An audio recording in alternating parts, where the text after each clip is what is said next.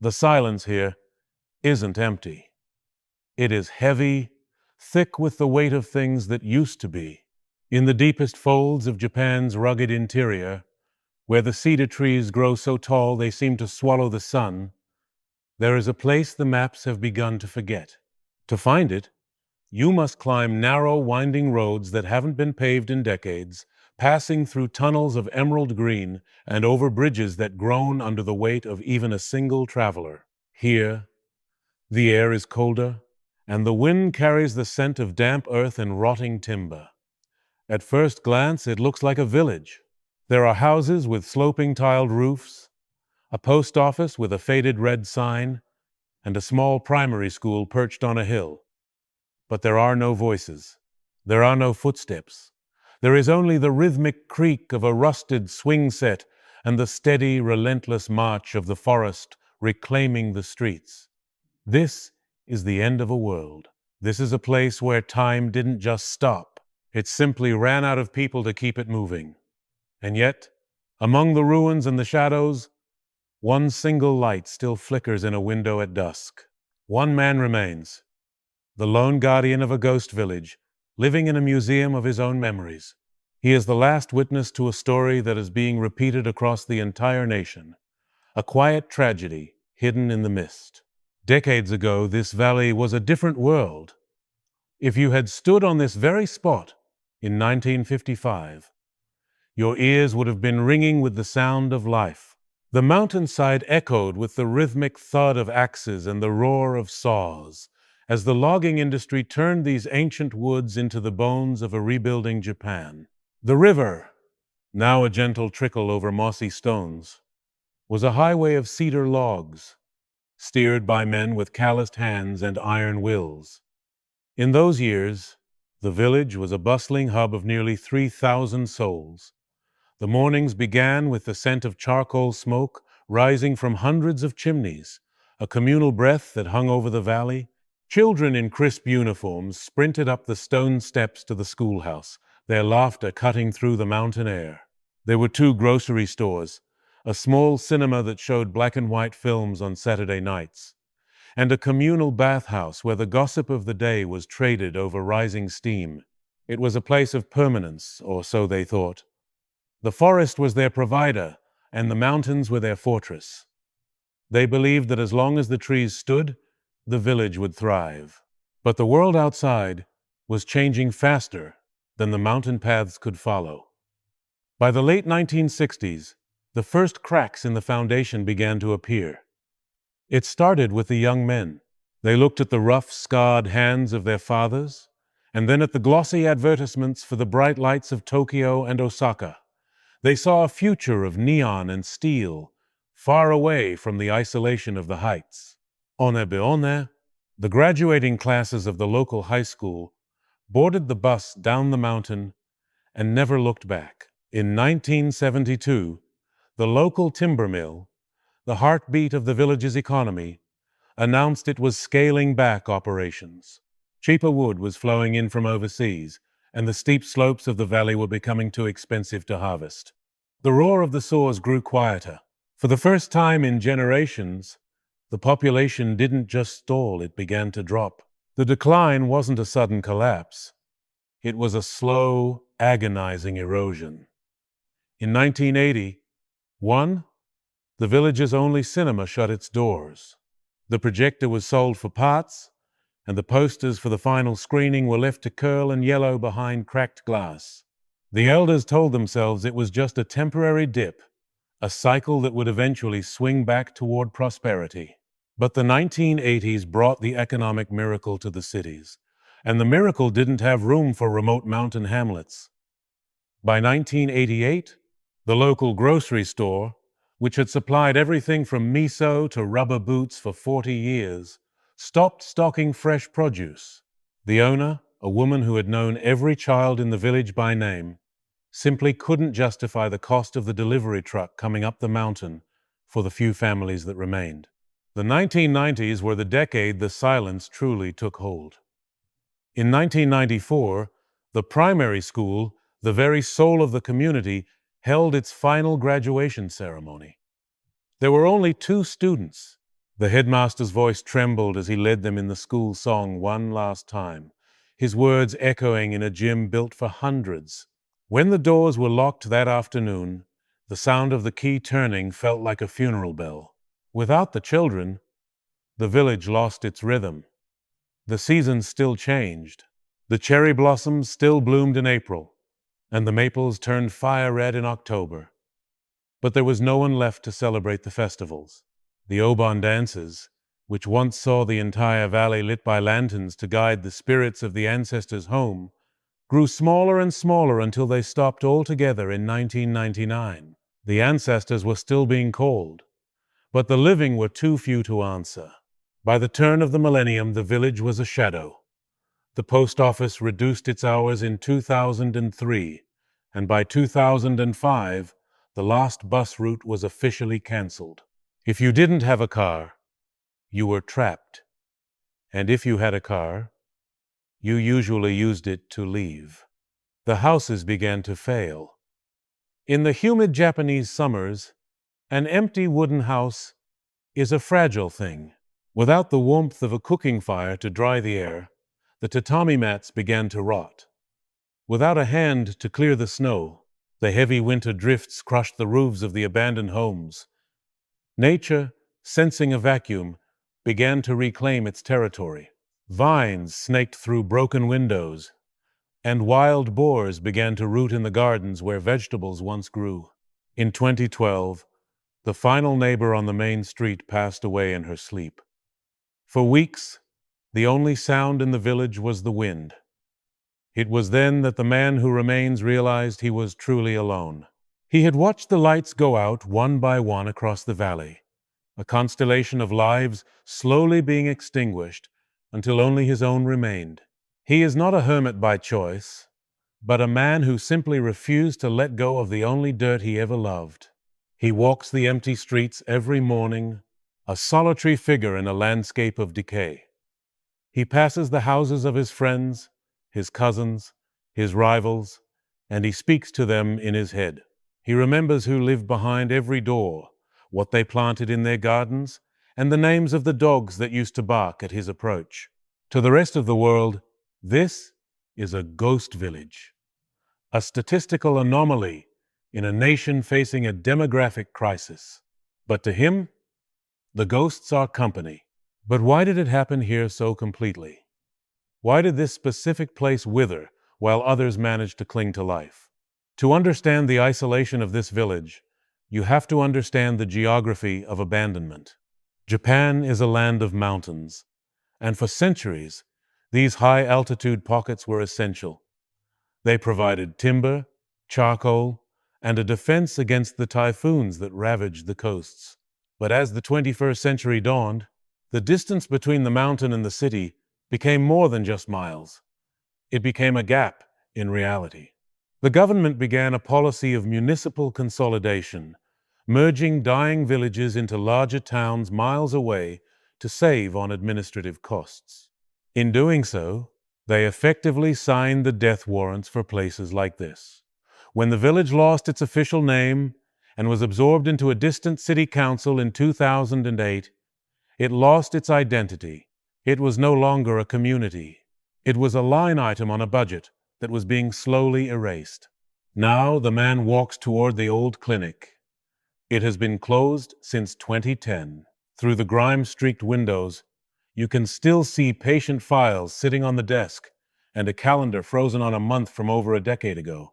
It's as if the people here expected to come back, as if they were just stepping out for a moment and got lost in the fog.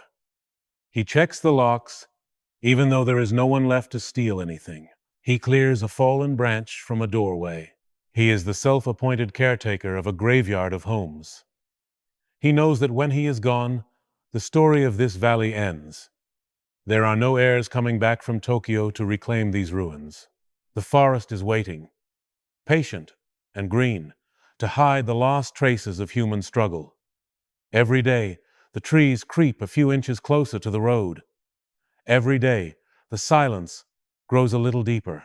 He wonders if anyone outside the valley even remembers the name of this place anymore. or if it has already been deleted from the digital maps that guide the rest of the world. Yet, as the sun begins to dip behind the jagged peaks, casting long skeletal shadows across the valley floor, a strange phenomenon begins to reveal itself. He isn't the only person here, at least not in appearance.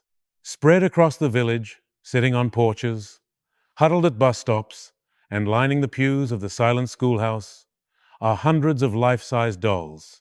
They are made of straw and old clothes, with hand-painted faces that stare out with wide, permanent expressions of surprise or serenity. These are the Kakashi, the scarecrows.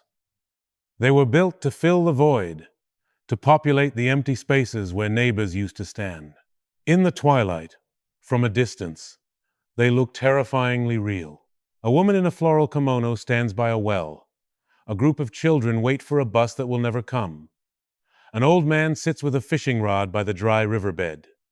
They are the silent inhabitants of the man's world, a haunting attempt to trick the eyes into believing the village is still alive. But who made them? And what happens when the man who cares for them can no longer hold back the darker? The scarecrows began to appear when the voices started to fade. It wasn't an act of madness, but an act of defiance against the encroaching nothingness. They were crafted by a neighbor who has since departed, leaving behind a silent congregation to keep the last man company. Each one is modeled after someone who once walked these paths: a grandmother who sold radishes at the roadside, a boy who was always late for school, a postman who knew every family's secrets. Now, they stand frozen in time, their burlap faces weathered by the mountain rain. To a stranger stumbling upon this place, the sight is chilling: a valley of the dolls, where the inhabitants have been replaced by effigies. But to the man who remains, they are the only things that make the silence bearable. He speaks to them as he passes. He adjusts their hats when the wind blows them askew. In his mind, the village isn't empty. It is simply waiting, and these straw guardians are holding the space until the world decides to return. But the world is not returning. This village is a victim of a phenomenon the Japanese call Genkai Shuraku, marginal villages. These are communities where more than half the population is over the age of 65, and the very survival of the hamlet is at a tipping point. Here, that point was passed a long time ago. The collapse wasn't just about jobs or money. It was a fundamental shift in the way humanity lives. The modern world demands efficiency, connectivity, and speed. A village tucked into a crevice of the mountains, where the mail takes 2 days to arrive, and the nearest hospital is a 2-hour drive through treacherous passes, is an inefficiency the state can no longer afford to support. By 2014, the government's regional revitalization grants had dried up. The cost of maintaining the power lines and the water pipes for a handful of elderly residents became a burden the provincial budget couldn't carry. The man remembers the day the last government official visited in 2016. The man was told, politely but firmly, that the village was being phased out. No more snowplows in the winter. No more repairs to the crumbling retaining walls that held the mountain back from the houses. It was a soft eviction, a gentle suggestion that it was time to move to the subsidized apartment complexes in the valley below. Most of his remaining friends took the offer. They were tired of the cold, tired of the struggle, tired of the fear that they would fall and no one would hear their cries. They packed their lives into small trucks and drove away, leaving behind the things that wouldn't fit: old pianos, heavy wooden dressers, and the altars of their ancestors. But he stayed. He watched the taillights of the last truck disappear around the bend and felt a strange, terrifying sense of peace. He had promised his wife, before the mountain took her in the winter of 2011, that he would never leave their home to the forest. He is a man of his word, even if there is no one left to hold him to it. Living as the final inhabitant of a ghost town is a lesson in the fragility of civilization. In 2018, a massive typhoon struck the region. A landslide buried the northern access road, the one that led to the nearest town. For 3 weeks, he was truly cut off from the rest of the world. He lived on stockpiled rice and rainwater, watching from his porch as the river turned into a brown torrent that swallowed the lower gardens. In those weeks, he realized how thin the thread was that connected him to the 21st century. When the emergency crews finally cleared a path, they were surprised to find him sitting on his porch, carving a new wooden hand for a damaged scarecrow. They asked him again to leave, telling him the mountain was no longer safe. He told them the mountain was the only place he felt at home. The safety of the city felt like a prison to him, a place where people live on top of one another, but never speak. Here, he is surrounded by the ghosts of people he loved, and that is a different kind of safety. His daily routine is a ritual of remembrance. He wakes before the sun, the mountain air biting at his skin. He boils water on a small gas stove, one of the few modern luxuries he still maintains. Then, he begins his rounds. He walks to the old schoolhouse, where the chalkboard still bears the date of the last lesson in 2005. He brushes the dust off the desks. He moves to the shrine at the edge of the woods, clearing the fallen leaves from the stone steps. It is a lonely liturgy. He is the priest of a forgotten religion, performing the rites for a congregation that has long since ascended. There is a specific house at the end of the lane, a grand old farmhouse that once belonged to the village headman. In 2019, the roof finally gave way under the weight of an unseasonable snow. He spent 3 days trying to patch it with tarps, but it was a losing battle. Seeing that house fall felt like losing a limb. It was the house where he had his first glass of sake as a young man, where he had celebrated weddings and mourned deaths. Now, it is a heap of splintered wood and wet plaster, a skeleton being picked clean by the elements. The isolation does strange things to the perception of time. Without the markers of community life, the school bells, the festivals, the arrival of the morning bus time begins to blur. A year can pass in what feels like a week, marked only by the height of the grass and the color of the leaves. He finds himself losing track of the days, only knowing it is Sunday because the silence feels somehow deeper, more reverent. He has become a part of the landscape, as weathered and gnarled as the old pine trees that cling to the cliffs. He moves slower now, his joints aching in the damp mountain air. He knows that his own timeline is shortening, and with it, the life of the village. He is the battery that keeps this place running, and the charge is running low. By 2021, even the most basic services began to falter. The small convenience store in the town below, the one he drove to once a month for supplies, stopped its delivery service to the mountain. Now, he must rely on a distant nephew who visits once every few months, bringing crates of canned goods and medicine. The nephew begs him to move, to come live in the city where there are heaters and doctors and people. The man just smiles and points to the mountains. "Who will talk to the trees if I leave?" he asks. "Who will tell the scarecrows that they aren't forgotten?" The nephew doesn't understand. To the young, a house is just a building, and a village is just a coordinate. They don't understand that for some, the land is an extension of the soul.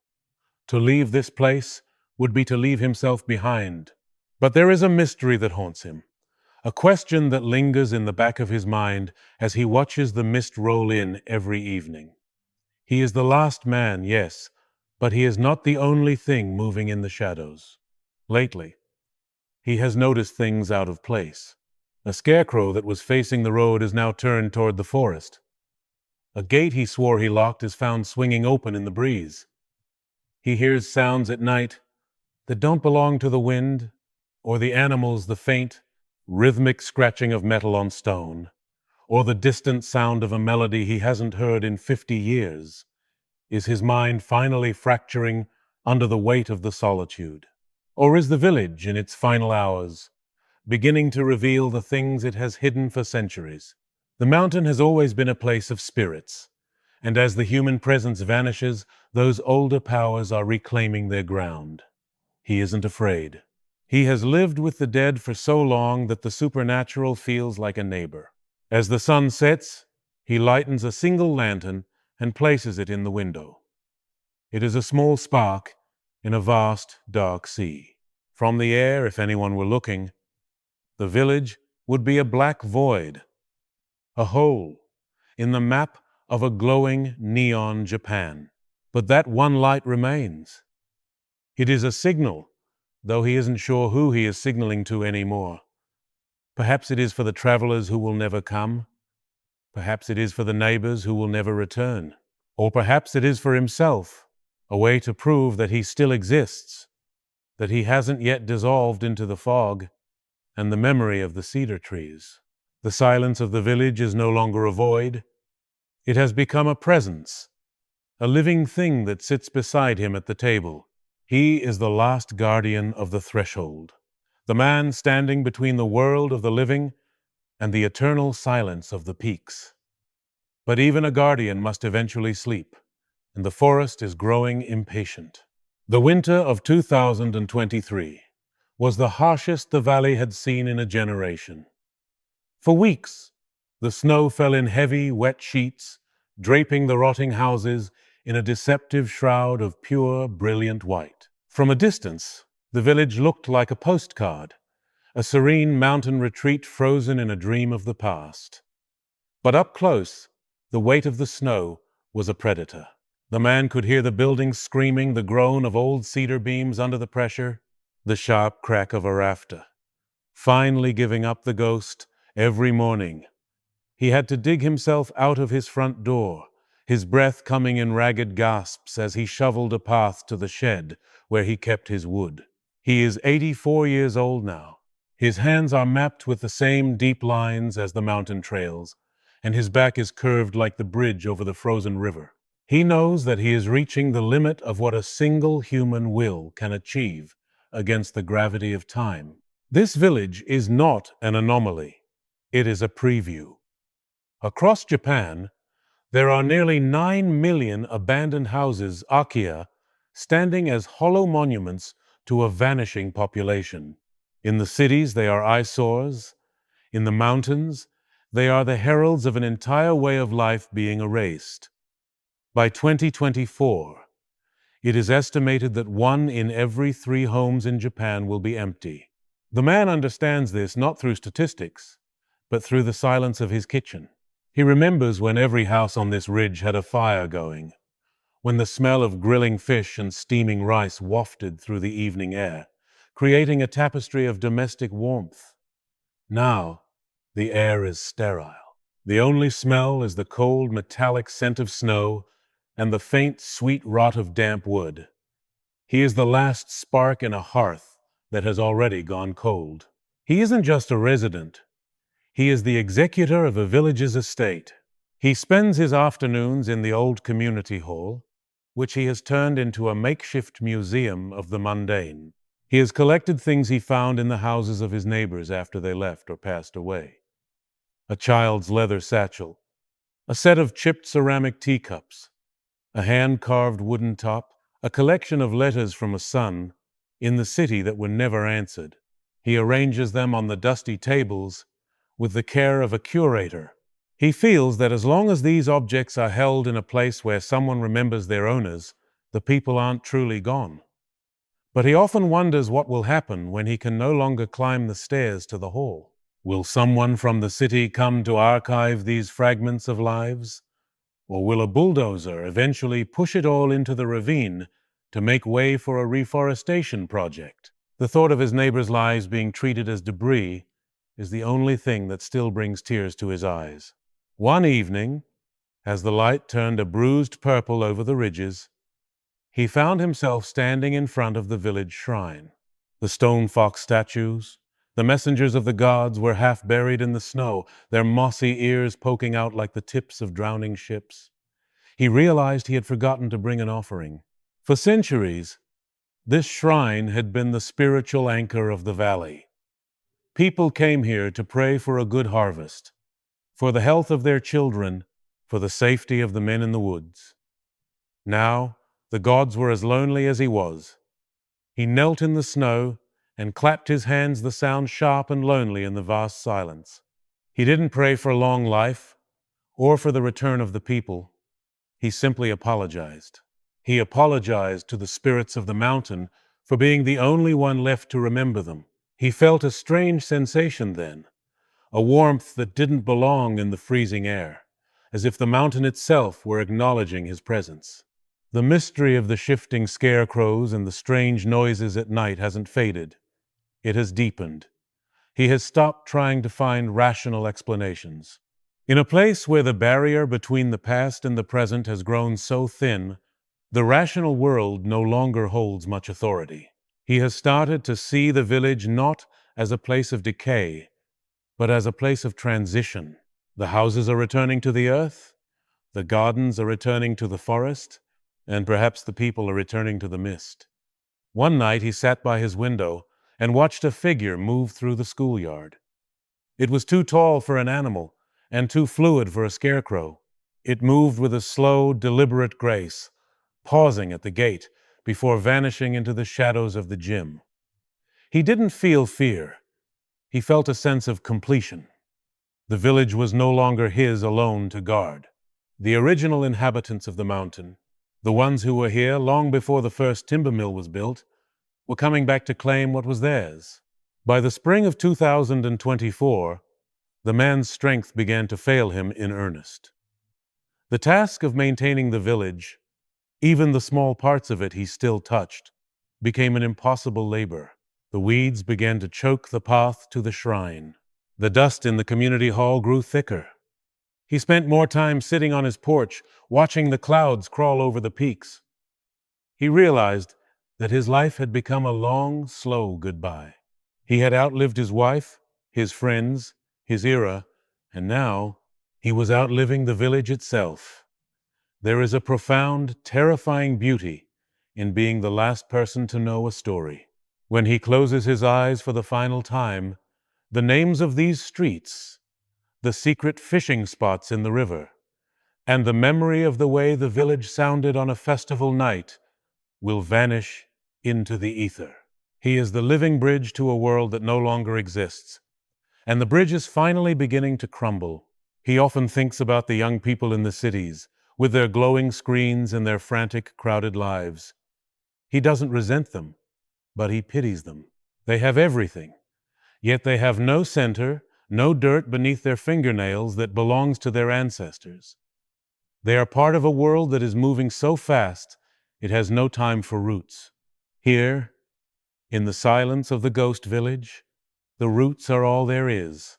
He feels the pull of the earth, the invitation of the forest to lie down and become part of the mountain. He isn't afraid of death. He is only afraid of being forgotten. But as he looks out at the circle of scarecrows standing guard in the twilight, he realizes that memory doesn't require a witness to be real. The story happened. The lives were lived.